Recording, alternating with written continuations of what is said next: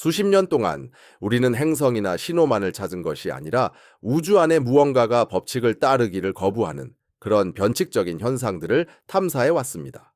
그리고 이제 제임스 웹 우주망원경이 바로 그것을 찾아냈을지도 모릅니다. 우리 태양계에서 기록된 세 번째 성간 객체인 쓰리 아틀라스에 대한 평범한 관측으로 시작했던 일이 훨씬 더 기이하고 훨씬 더 암울하며 한없이 더 중요한 무언가로 변했습니다. 화성 너머의 광활하고 차가운 우주 공간 깊은 곳에서 웹 망원경이 있어서는 안 될 무언가를 감지했기 때문입니다. 빛만이 아니었습니다. 인공적인 빛이었죠. 그 어떤 혜성이나 소행성처럼 행동하지 않는 빛, 반사나 굴절에 알려진 물리 법칙을 따르지 않는 특징이었습니다.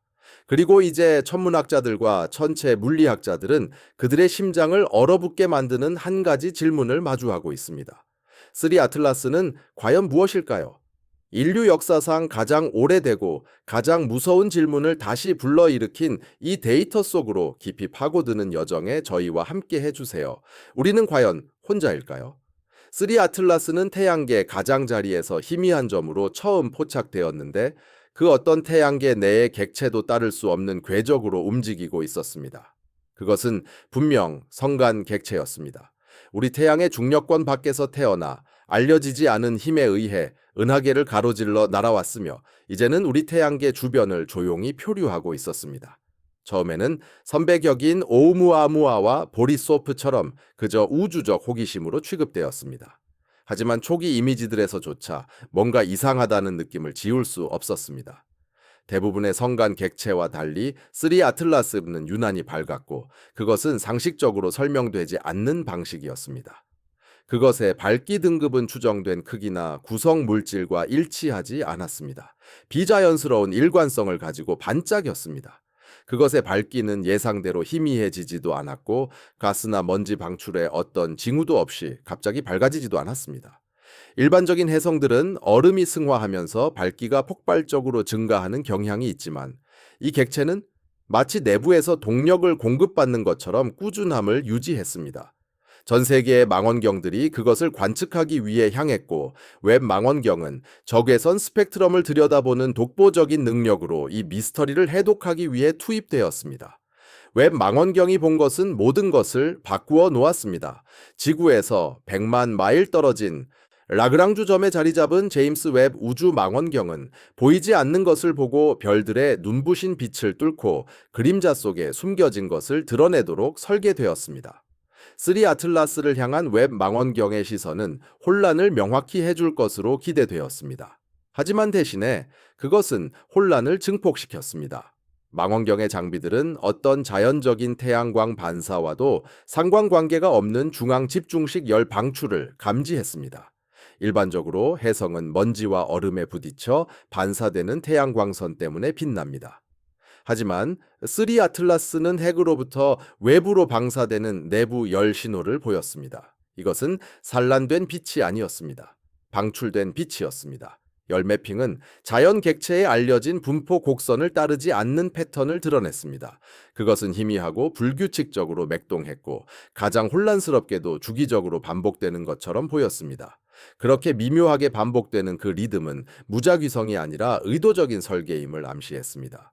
나사, NISA와 유럽 우주국 (European Space Agency)의 일부 과학자들은 이색적인 설명들을 제안했습니다. 방사성 붕괴, 지하 마찰, 외계 동위 원소 등이었죠. 하지만 더 많은 데이터가 들어오면서 그러한 이론들은 무너졌습니다.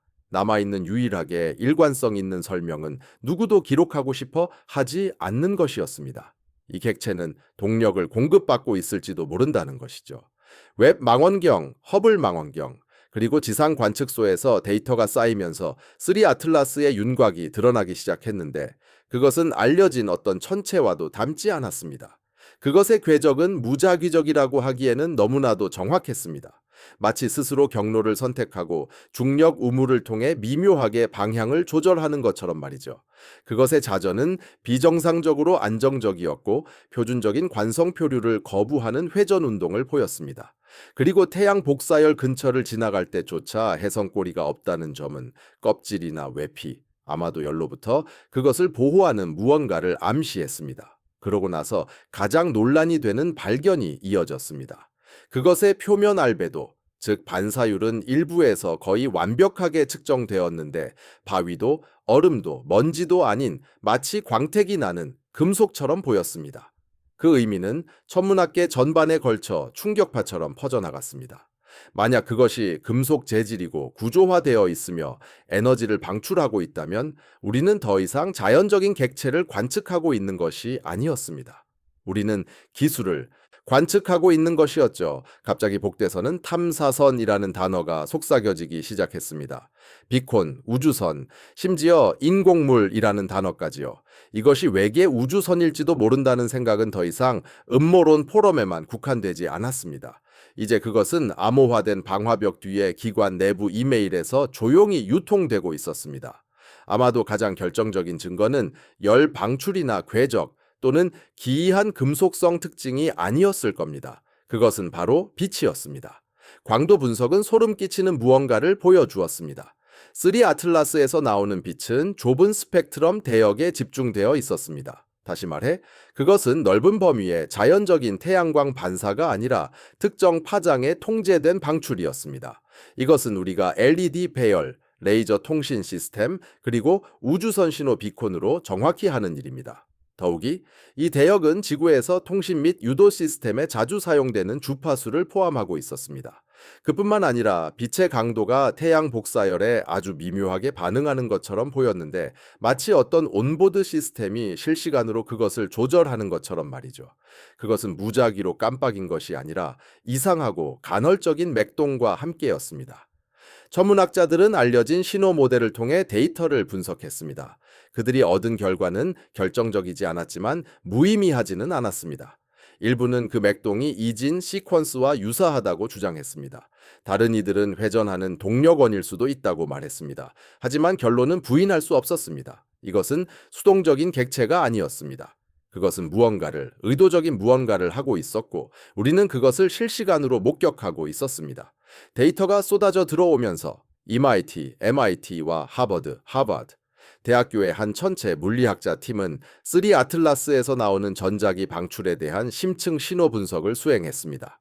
처음 보기에는 주파수들이 스펙트럼 전체에 흩뿌려진 단순한 노이즈처럼 무작위로 보였습니다. 하지만 그들이 주기적인 패턴을 분리하기 위해 푸리의 변환을 적용했을 때 무언가가 나타났습니다.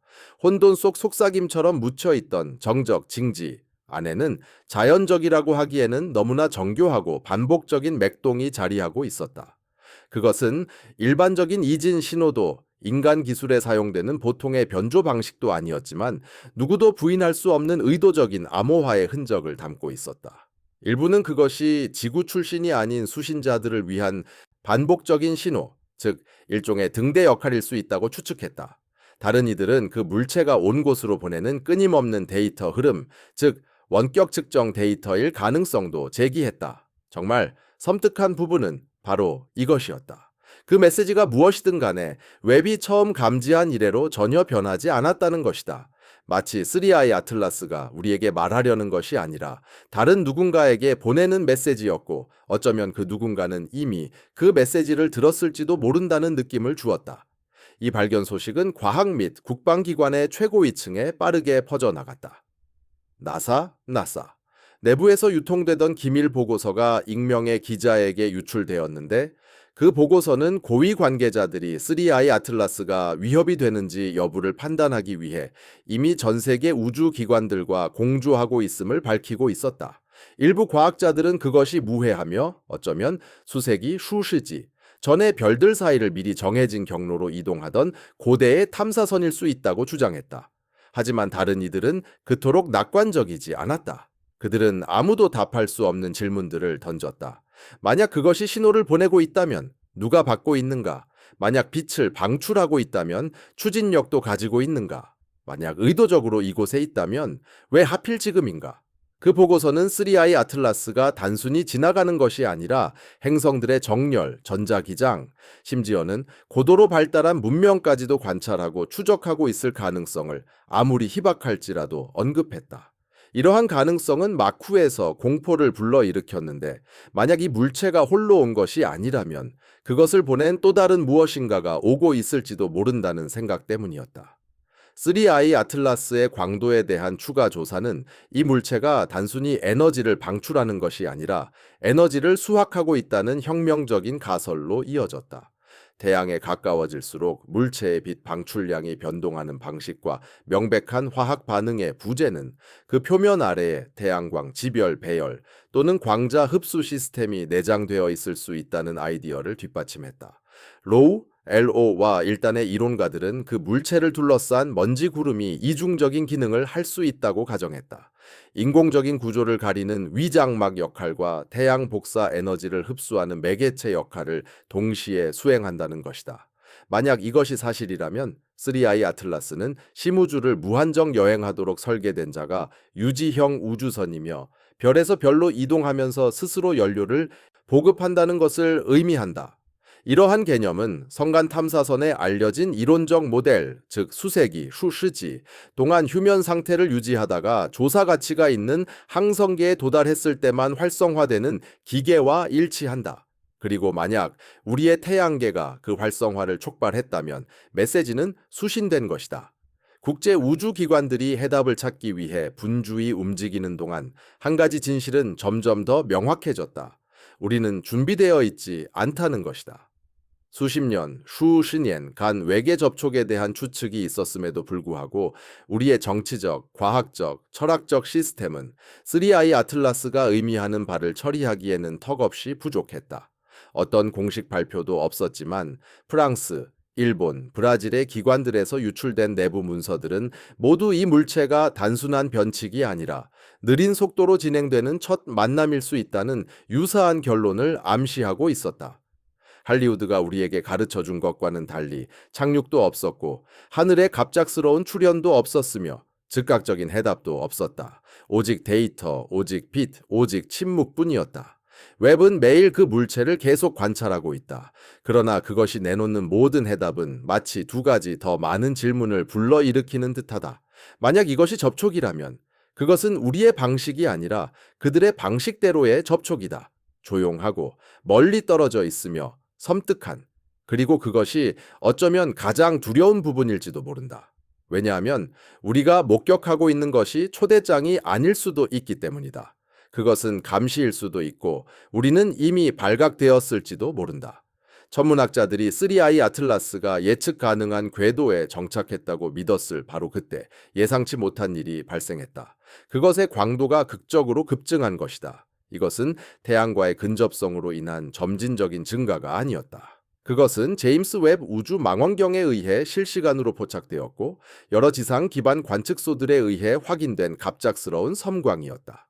그 물체의 밝기는 2분, 이어픈, 도체 안 되는 시간 안에 거의 40%, 시즈% 가까이 증가한 후 새로운 높아진 수준에서 안정되었다.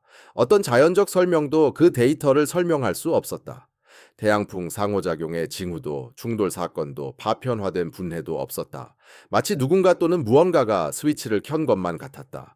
그 섬광은 단지 눈에 보이는 것만이 아니었다. 그것은 물체의 열 흔적, thermal signature의 변화를 동반했는데 마치 시스템이 가동된 것처럼 보였다. 이론가들은 이 물체가 우리의 별에 근접했거나 우리의 관측에 의해 촉발되어 각성 죄싱 단계에 진입했을 수 있다는 소름 끼치는 가능성을 제기했다. 그리고 만약 이 섬광이 의도적인 행위였다면 그것은 분명 보이도록 의도된 것이었다. 비정상적인 밝기 증가 직후 여러 우주 기관의 궤도 계산에서 또 다른 것이 감지되었다. 3I 아틀라스가 더 이상 예측된 경로를 정확하게 따르고 있지 않았다는 것이다. 그것은 미묘하게, 눈에 띄지 않게, 하지만 측정 가능한 정도로 이동했다. 중력만으로는 이러한 변화를 설명할 수 없었다.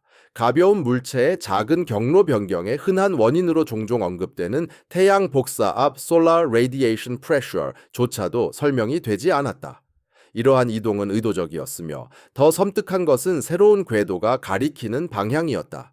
그것은 지구 궤도면에 더 가까워지는 조정된 경사각을 가지고 태양계 안쪽으로 더 깊이 향하고 있었다. 그 물체는 더 이상 단순히 지나가는 것이 아니었다. 사실상 그것은 차선을 변경한 것이나 다름없었다. 일부 과학자들은 중력 이상, gravitational anomaly이라 부르며 신중을 기할 것을 경고했다.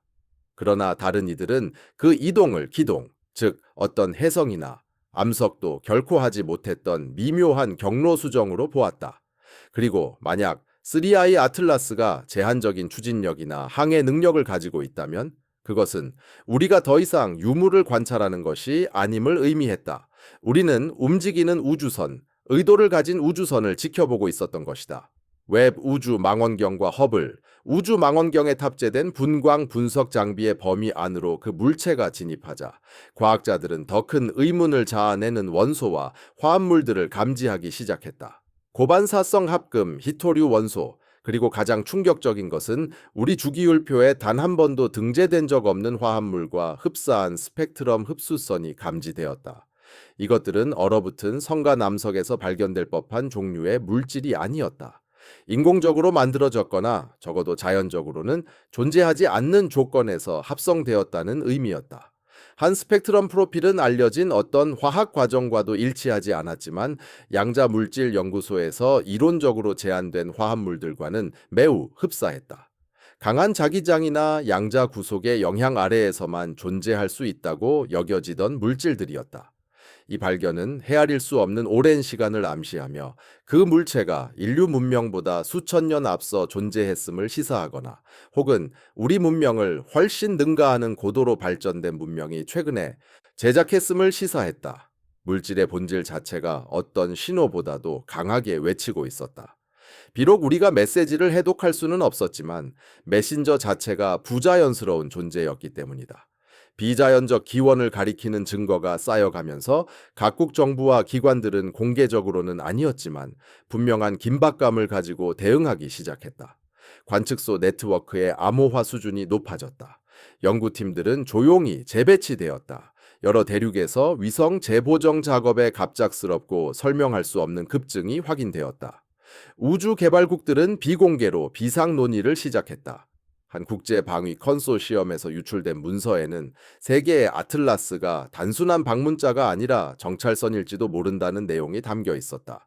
그 물체의 특이한 구조, 안정적인 회전, 그리고 성간거리에서 작동 상태를 유지할 수 있는 겉으로 드러나는 능력은 장기 관측용 탐사선과 일치하는 설계임을 나타냈다. 하지만 만약 그것이 정찰 중이었다면 무엇을 찾고 있었을까? 그리고 더 불안하게도 다음에 무엇이 올까?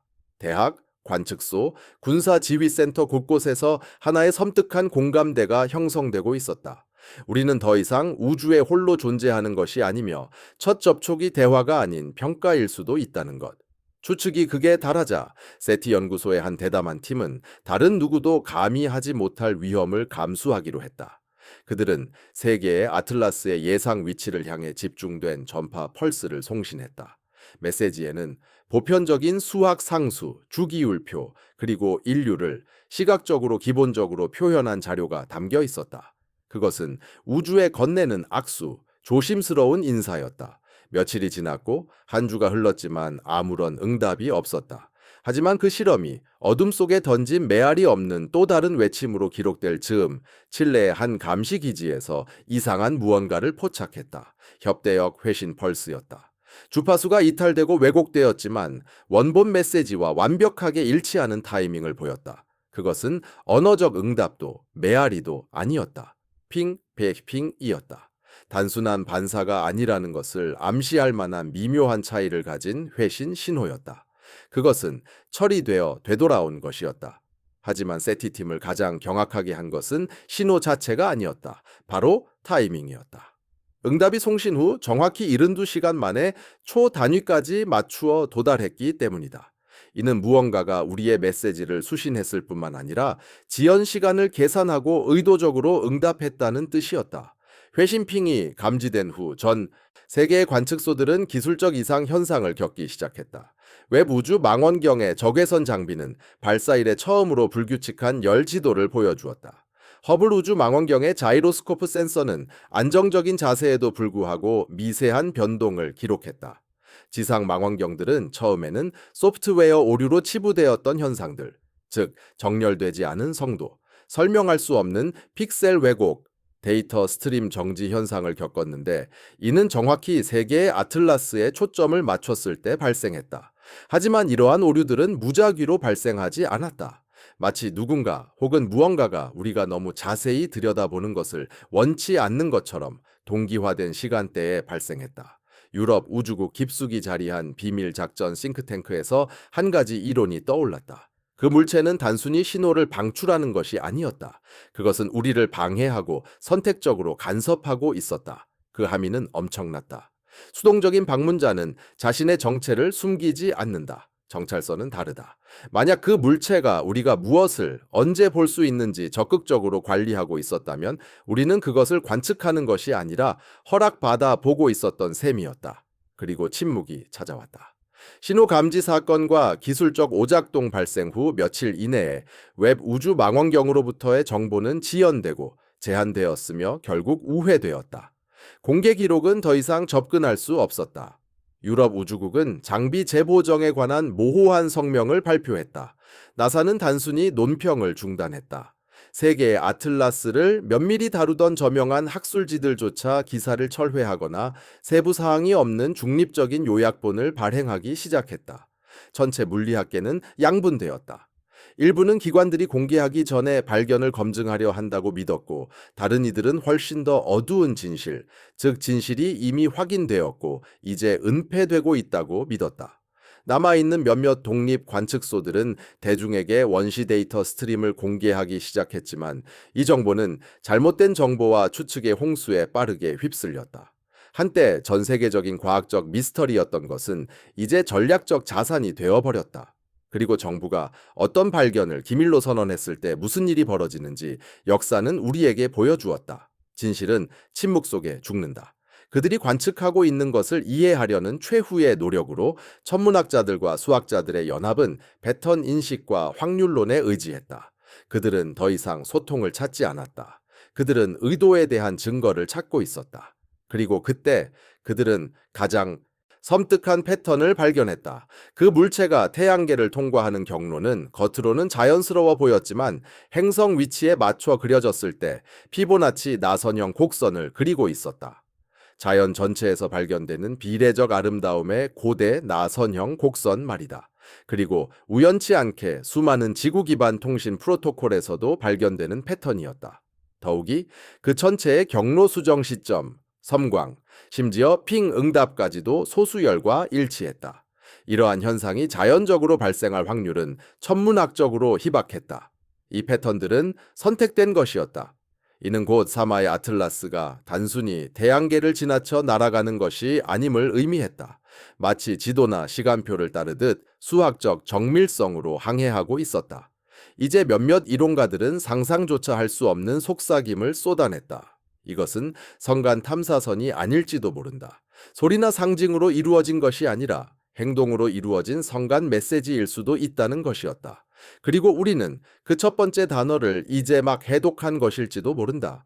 혼란의 먼지가 가라앉기 시작할 때 한 가지 진실은 도저히 무시할 수 없게 남아 있었다.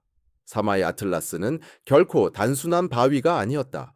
그것이 내뿜은 부자연스러운 빛에서부터 그것이 되돌려 보낸 신회에 이르기까지, 희귀한 물질에서부터 계산된 궤적 변화에 이르기까지 이 수수께끼의 모든 조각들은 단 하나의 불편한 결론을 가리키고 있었다. 우리는 아주 오랜 시간 동안 혼자가 아니었다는 것이다. 그리고 어쩌면 우리는 결코 알아서는 안 되는 존재였을지도 모른다. 은하의 탄생을 들여다보기 위해 만들어진 제임스 웹 우주 망원경은 어쩌면 그 대신 우리를 되돌아보도록 설계된 무언가를 포착했을지도 모른다. 고대하고 의도적이며 지켜보고 있는 무언가를. 멀리 떨어진 항성계의 안전한 곳에서가 아니라 바로 우리 태양계의 문턱에서 말이다. 그럼에도 불구하고 침묵만이 지배한다. 기관들은 입을 열지 않고 있다. 데이터는 공개되지 않았다. 세상은 아직 준비되지 않았다고 판단된 듯하다. 하지만 우리는 그 빛을 보았다. 우리는 그 경로를 추적했다. 그리고 이제 우리는 가장 이성적인 정신조차 두렵게 하는 질문을 던진다. 다음은 무엇인가? 사마이 아틀라스는 그저 지나쳐 가며 우리의 작은 세상을 목록에 올리고 그 여정을 계속하려던 것뿐이었을까? 아니면 수많은 것들 중 첫 번째에 불과했을까? 더 위대한 무언가를 위한 선두 탐사선, 앞으로 나아가라는 신호를 기다리는 무언가였을까? 결국 사마이? 아틀라스가 기계였든 아니면 완전히 다른 무언가였든 중요하지 않을지도 모른다. 중요한 것은 그것이 왔고 보았으며 응답했다는 것이다. 그리고 이제 차갑고 끝없는 어둠 속 어딘가에서 먼저 눈을 깜빡인 푸른 행성을 향해 무언가가 고개를 돌리고 있을지도 모른다. 아마도 카운트다운은 이미 시작되었을 것이고 우주는 다시 한번 우리에게 상기시킨다. 우리는 중심이 아니며 우리는 관찰되는 존재라고.